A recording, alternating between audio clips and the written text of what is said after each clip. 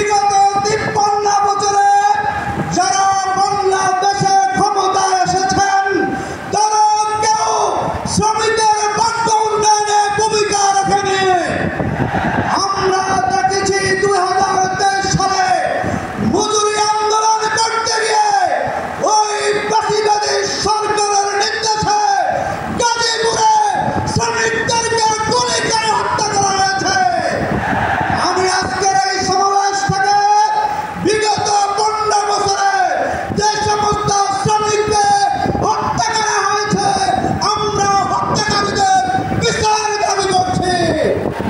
আমরা দাবি জানাচ্ছি বৈষম্য মুক্ত বাংলাদেশ গড়তে হলে শ্রমিকদেরকে ইনসাফ এবং ন্যায্য অধিকার ফেরত দিতে হলে ইসলামী কল্যাণ রাষ্ট্রের কোনো বিকল্প নাই।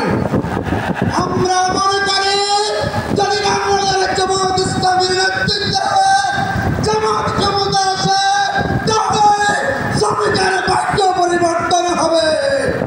আসুন আমরা আগামী দিনে শ্রমিকের জনতা ঐক্যবদ্ধ হয়ে দাঁড়িপাল্লা প্রতিকার করতে সমর্থন নিয়ে বৈষম্য মুক্ত বাংলাদেশ করে শ্রমিকের অধিকার প্রতিষ্ঠা করি। আল্লাহ হাফেজ। বাংলাদেশ জিন্দাবাদ, বাংলাদেশ জামাত ইসলামী জিন্দাবাদ, শ্রমিক কল্যাণ ফেডারেশন জিন্দাবাদ। আসসালামু আলাইকুম।